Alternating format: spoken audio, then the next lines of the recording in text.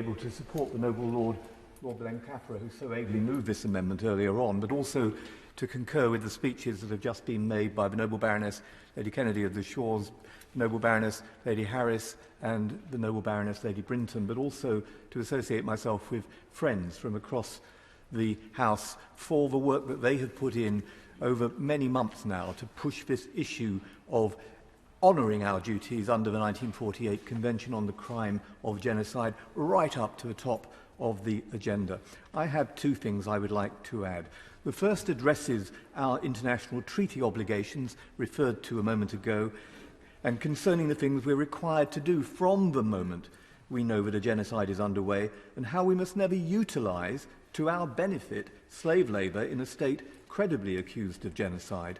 And the second point addresses the way in which the lack of transparency in our procurement policies has led to the improper use of public money.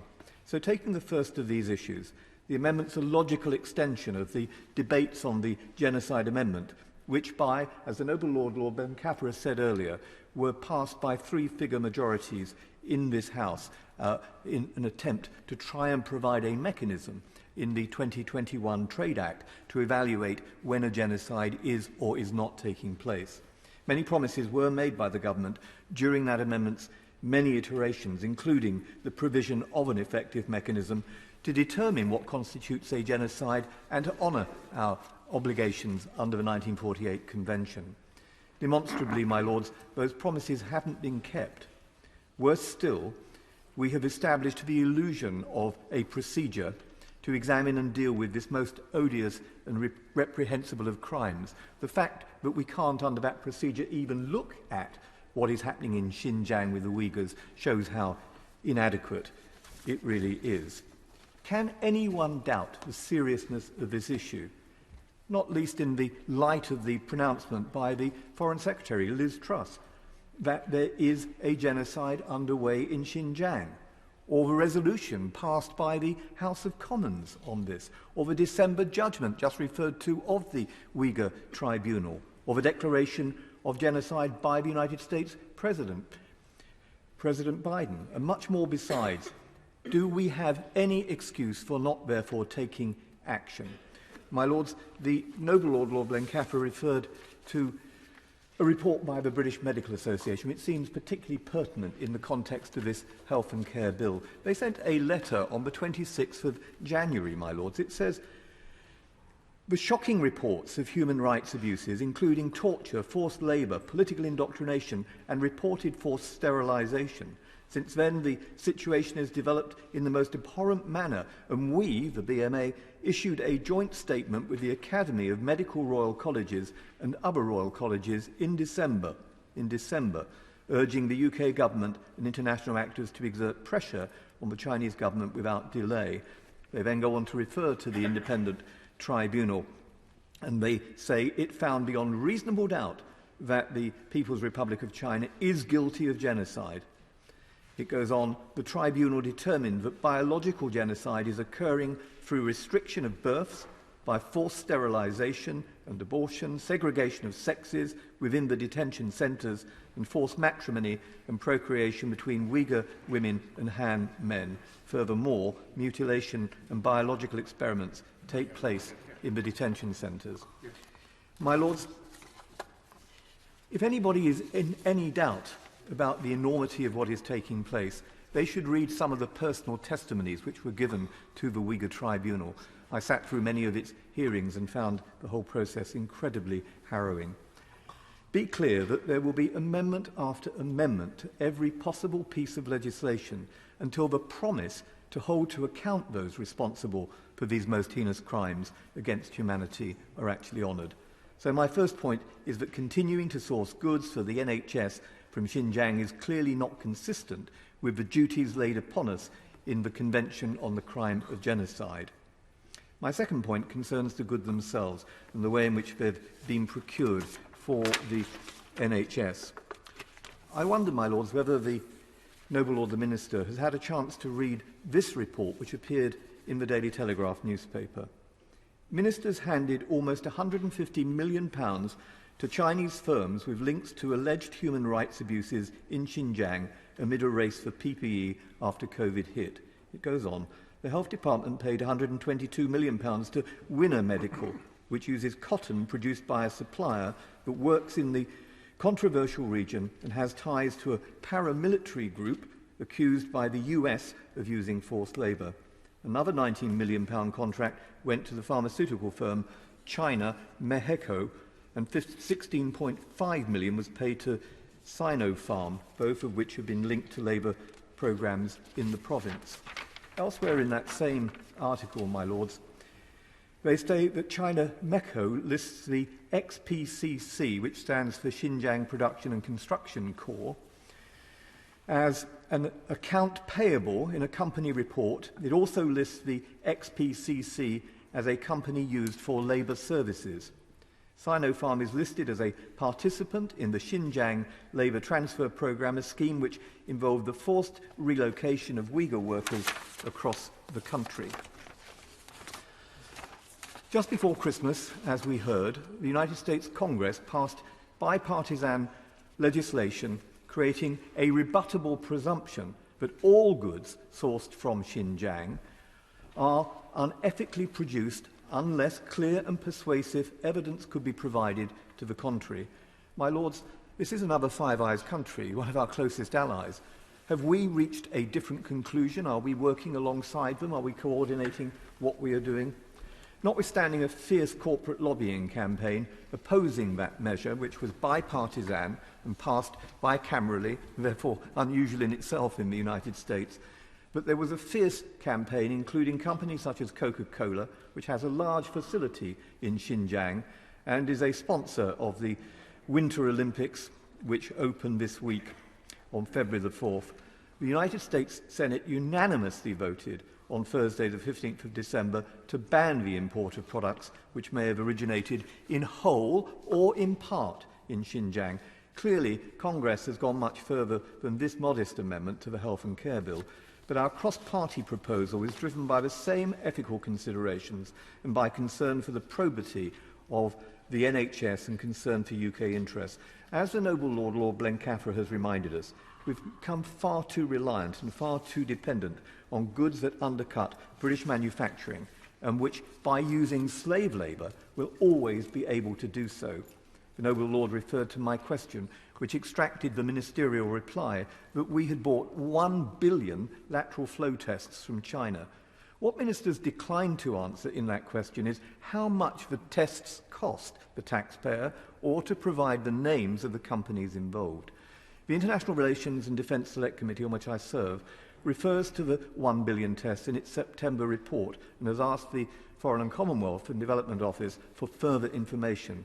Perhaps the Noble Lord, when he comes to reply, will provide that information today and tell us how much the billion lateral flow tests cost, who manufactured them, and how many more tests have been bought from China since the question was answered last July. I would refer to an extract from the book written by the Noble Viscount, who sadly has now retired from your Lordship's house, Viscount Ridley and Alina Charm, in their book Viral, The Search for the Origins of Coronavirus, point to some of the companies which have produced the lateral flow tests and their links and associations. This is from the book. According to an investigation by Associated Press, the Chinese Centre for Disease Control and Prevention sold the rights to develop and distribute testing kits for the new virus to 3 little-known companies, all from Shanghai, for 1 million RMB each. That's roughly $150,000. GenoDx Biotech, Huriri Biotechnology and Biogerm Medical Technology were relatively small companies, but with personal connections to CDC officials. They were given exclusive rights to develop testing kits based on the genome of the virus, which was not released to other companies. So, my lords, I pressed the government in other questions at the time to be more transparent about where the money was going, who was benefiting, and in what ways we were trying to establish how these things were being made. In a reply to me in August last, the then Minister said that they had assessed as acceptable C overall, with further improvement needed, with regards to social management systems and working hours, but they found no evidence of child labour, forced labour or unethical business behaviour identified over the course of their audits, department audits. Perhaps the Noble Lord the Minister could enlarge on what the C grade represents and what was done to insist on the further improvements required. Can the Noble Lord tell us on the grounds, what on-the-ground access his department had to warrant its assertion about the use of forced labour and unethical business behaviour? And did they examine that report that had been published prior to that question by the Daily Telegraph, saying that the firms producing PPE were directly linked to Uyghur human rights abuses?